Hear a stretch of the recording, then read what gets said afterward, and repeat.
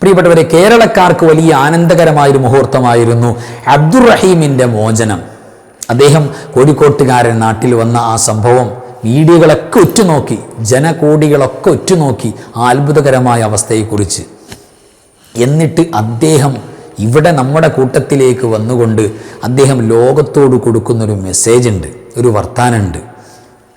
ഈ മനുഷ്യൻ എന്തുകൊണ്ടാണ് 22 പതിറ്റാണ്ട് കാലം തൻ്റെ കൂടെ ജയിലിലുണ്ടായിരുന്ന പലരും വധശിക്ഷയ്ക്ക് വിധിക്കപ്പെട്ട് അവരെയെല്ലാം വധിച്ചു കളഞ്ഞു. ശിക്ഷാ നടപടിയുടെ അടിസ്ഥാനത്തിൽ ഇദ്ദേഹം അപ്പോഴും അവിടെ ബാക്കിയായി. ഇപ്പോഴും ആ വലിയ അവസ്ഥയിൽ നിന്ന് തിരിച്ച് നമ്മുടെ കൂടെ വന്നു. എന്തുകൊണ്ടാണ് അദ്ദേഹത്തിൻ്റെ വധശിക്ഷ നടക്കാതിരുന്നത്? എന്തുകൊണ്ടാണ്? നിയമപരമായിട്ട് നമുക്ക് പലതും പറയാൻ പറ്റും. യഥാർത്ഥത്തിൽ അതിൻ്റെ കാരണം എന്താണ്? മാത്രമല്ല, അദ്ദേഹം 20 കൊല്ലക്കാലം എന്താണ് നിങ്ങളുടെ അനുഭവം എന്ന് ചോദിച്ചപ്പോൾ അദ്ദേഹം നമ്മൾ അത്ഭുതപ്പെടുത്തുന്ന ഒരു അനുഭവം പറയുന്നുണ്ട്. എന്താണ് അദ്ദേഹത്തിന് പറയാനുള്ളത്? അത് നമ്മൾ കേൾക്കേണ്ടത് തന്നെയാണ്. തീർച്ചയായിട്ടും പ്രിയപ്പെട്ടവരെ, ഈ വിഷയങ്ങളുമായി ബന്ധപ്പെട്ട ചില പാഠങ്ങളാണ് ഇന്നത്തെ ക്ലാസ്സിൽ നമ്മൾ സംസാരിക്കുന്നത്.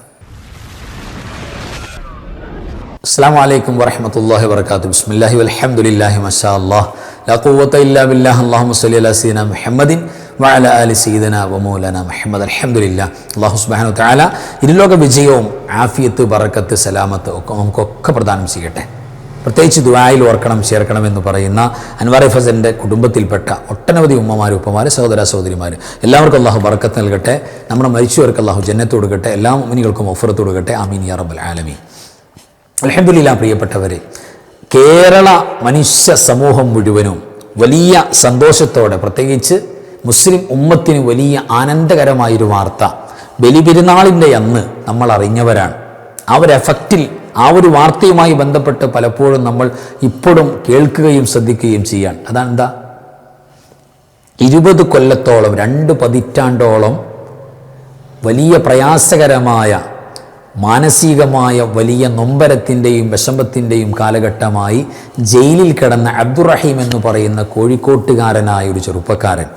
നമുക്കറിയാമല്ലോ പ്രിയപ്പെട്ടവരെ, ആ വലിയ പ്രയാസത്തിൽ നിന്നും, ജയിലിൽ നിന്നും റിലീസായി നമ്മുടെ നാട്ടിലേക്ക് ബലിപെരുന്നാളിന് വന്നു. അങ്ങനെ വന്നപ്പോൾ മീഡിയകൾ, പലപ്പോഴും ചാനലുകളെല്ലാം അദ്ദേഹവുമായി അഭിമുഖങ്ങൾ നടത്തി. എന്താണ് അവസ്ഥ, എന്താണ് സംഭവിച്ചത്, എങ്ങനെയാണ് അവിടുത്തെ അവസ്ഥകൾ, എങ്ങനെയാണ്? ആ വിവരങ്ങൾ ഓരോന്നായി, ഞാൻ ഓരോന്നും പറയേണ്ട കാര്യമില്ല, നമ്മളെല്ലാം മീഡിയയിൽ കേൾക്കുന്നവരാണ്. അക്കൂട്ടത്തിൽ നമുക്കതിൽ പഠിക്കാൻ ചില പാഠങ്ങൾ പറയുന്നുണ്ട്. എന്തുകൊണ്ടാണ് നിങ്ങൾ ജയിലിൽ പോയത് എന്നൊരു ചോദ്യം അദ്ദേഹത്തോട്. എന്തുകൊണ്ടാണ് എന്താണ് നിങ്ങൾക്ക് ജയിലിലെ എക്സ്പീരിയൻസ്, എന്താണ് അനുഭവം, എന്താണ് നിങ്ങൾ അവിടെ നിന്ന് പഠിച്ചത് എന്ന് ചോദിക്കുമ്പോൾ അദ്ദേഹം പറയുന്ന മറുപടി, ഞാൻ ജയിലിൽ പോകാൻ കാരണം ക്ഷമയില്ലായ്മയാണ്.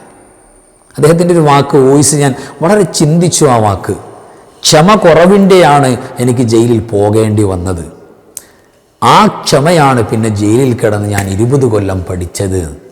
ഇപ്പം എനിക്ക് ക്ഷമിക്കാൻ കഴിയുന്ന നല്ല ഒരു സിറ്റുവേഷൻ ആയിട്ടുണ്ട് എന്ന് പറയുന്ന ഒരു വർത്തമാനം അതെന്നെ വല്ലാതെ ചിന്തിപ്പിച്ചു. കാരണം എന്താ? അദ്ദേഹം മനസ്സറിഞ്ഞുകൊണ്ട്, അല്ലെങ്കിൽ ഇങ്ങനെയൊരു വലിയ വിഷയമാകണമെന്ന് നേരത്തെ പ്ലാൻ ചെയ്തുകൊണ്ട് അങ്ങനെയൊന്നുമില്ല. നമ്മൾ സാധാരണ കയ്യബദ്ധം വന്നുപോയി, അറിയാതെ സംഭവിച്ചു പോയി എന്ന് പറയുമ്പോൾ തന്നെയുള്ള മാറ്ററാണ്. പക്ഷെ സംഭവിച്ചത് ഗൗരവമുള്ള വിഷയമായി പോയി എന്നതാണ്. എന്താ കാരണം? അദ്ദേഹം ഡ്രൈവറായിട്ട് ജോലി ചെയ്യുന്ന കുടുംബത്തിലെ ആ കുട്ടി, അത് കുറച്ച് മാനസികമായി വളർച്ച കുറവുള്ള കുട്ടിയാണ്, അങ്ങനെയുള്ളതാണ്. അപ്പോൾ ഈ കുട്ടിയെ കൊണ്ടുപോകുന്ന അവസ്ഥയിൽ പിന്നെ കാറിൻ്റെ ബാക്കിലിരിക്കുമ്പോൾ, യാത്ര പോയിക്കൊണ്ടിരിക്കുകയാണ്, പോകുന്ന അവസ്ഥയിൽ റെഡ് സിഗ്നൽ വന്നു. അപ്പോൾ വണ്ടി അവിടെ അദ്ദേഹം പാർക്ക് ചെയ്തു. ആ സമയത്ത് വണ്ടി പാർക്ക് ചെയ്തതിൻ്റെ ദേഷ്യത്തിൽ കുട്ടി അവിടെ നിന്ന് അദ്ദേഹത്തെ ആക്രമിക്കുക എന്ന് പറഞ്ഞാൽ കുട്ടികൾ ദേഷ്യപ്പെടുമുണ്ടാകുന്ന അവസ്ഥകൾ അദ്ദേഹത്തിന് അനുഭവപ്പെട്ടു. അദ്ദേഹത്തിൻ്റെ ശരീരത്തിലേക്ക് തുപ്പി എന്ന് എന്തോ പറയുന്നത്. അപ്പോൾ അതിനെ തടയിടാൻ വേണ്ടിയിട്ട് അദ്ദേഹം പുറകോട്ടിങ്ങനെ അതിനെ തട്ടിമാറ്റുകയാണ് ചെയ്തത്. ആ ഒരു സാഹചര്യത്തിൽ, അങ്ങനെ ഒരു മൈൻഡിൽ, അങ്ങനെ അതിനെ പ്രതിരോധിക്കാൻ വേണ്ടി ചെയ്തതാണ്. പക്ഷേ അത് ആ കുട്ടിയുടെ പിന്നെ കഴുത്തിൻ്റെ ഭാഗത്ത് അവിടെ ഒരു ഓപ്പറേറ്റ് ചെയ്തിട്ടുണ്ടായിരുന്നു എന്നാണ്. അപ്പോൾ അവിടെ ആ ഒരു വലിയ പ്രശ്നമല്ല ചെയ്തത് എങ്കിൽ പോലും പിന്നീട് വലിയ പ്രശ്നമായിട്ട് വന്നു. അതേ തുടർന്ന് കുട്ടി മരണത്തിലേക്ക് പോയി. അക്കാരണം കൊണ്ട് കുടുംബക്കാർ അത് ഭയങ്കര ഇഷ്യൂ ആക്കി. അക്കാരണം കൊണ്ട് ജയിലിൽ, കുട്ടി ഹോസ്പിറ്റലിലേക്കും ഈ പ്രിയപ്പെട്ട അബ്ദുറഹീം എന്ന് പറയുന്ന സഹോദരൻ ജയിലിലേക്ക് പോകേണ്ട വന്ന അവസ്ഥ വന്നെന്നാണ് പറയുന്നത്. അപ്പോൾ അദ്ദേഹം പറയാണ് എനിക്ക് ജയിലിൽ പോകാൻ കാരണമായ ക്ഷമകേട്, അക്ഷമ, അത് ഞാൻ 20 കൊല്ലം കൊണ്ട് പഠിച്ചു എന്നുള്ളതാണ്.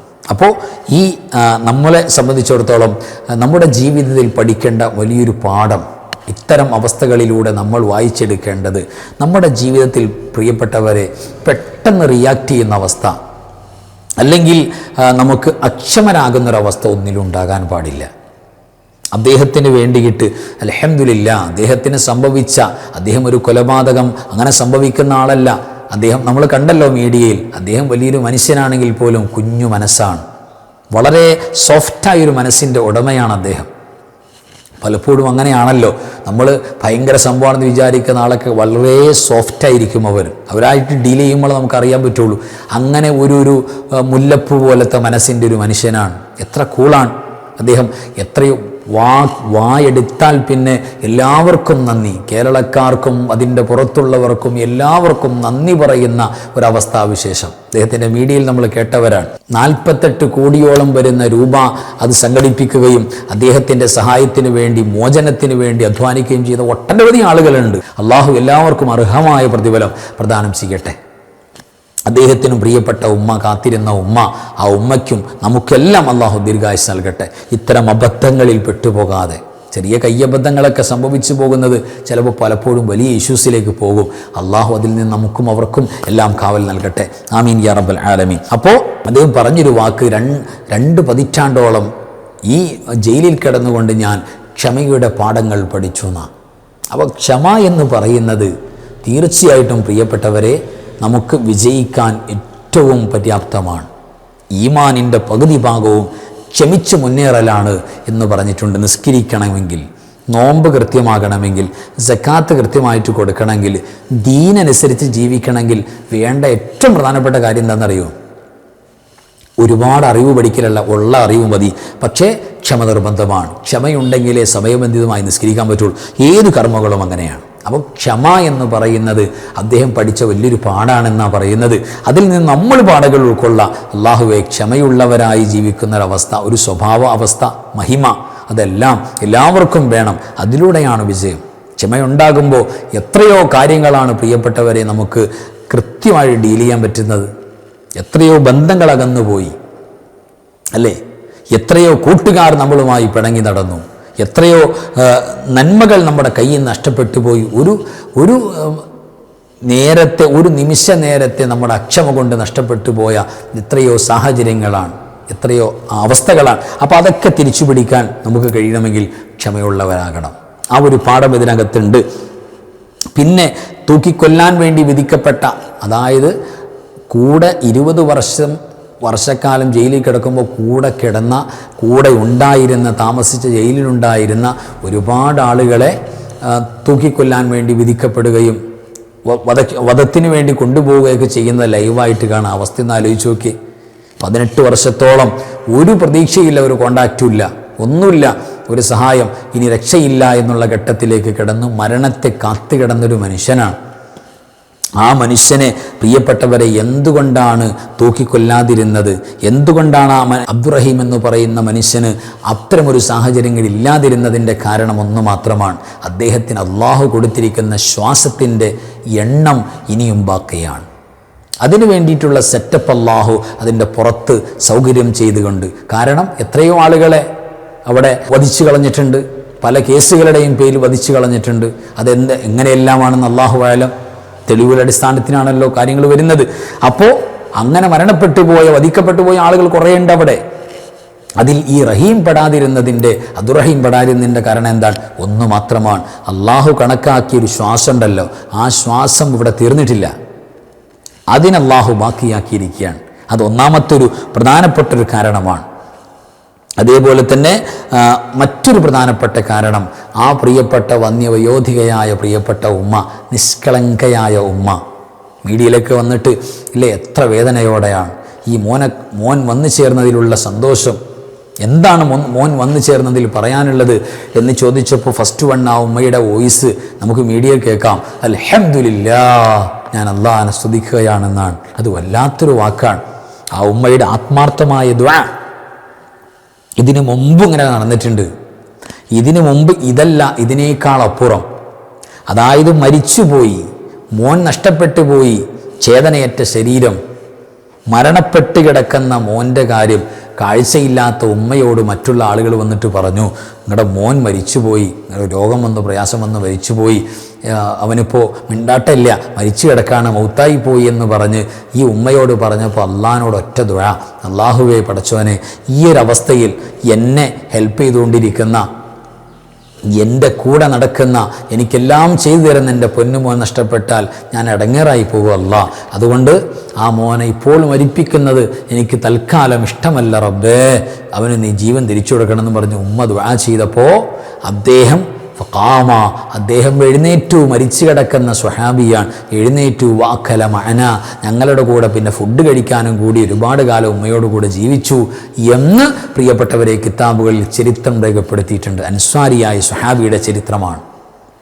അപ്പോൾ ഞാൻ പറയുന്നത് ഉമ്മമാരുടെ ആത്മാർത്ഥമായുള്ള ദുആ, അവർ മരിക്കാതിരിക്കാനോ അവർ ഇത്തരം അപകടങ്ങളിൽപ്പെടാതിരിക്കാനോ വേണ്ടി മാത്രമല്ല, നമ്മുടെ മക്കൾ ഏറ്റവും നല്ലവരായി ഇരുലോകത്തും എല്ലാവർക്കും ഉപകരിക്കുന്ന, പ്രത്യേകിച്ച് വാപ്പാടെ ഉമ്മാടെ കൈപിടിച്ച് സ്വർഗത്തിൽ പോകുന്ന മക്കളാകാൻ ഉമ്മ ദ്വാരന്നാൽ മതി, വാപ്പ ദ്വാ ചെയ്താൽ മതി, അത് കുറിക്കുകൊള്ളും.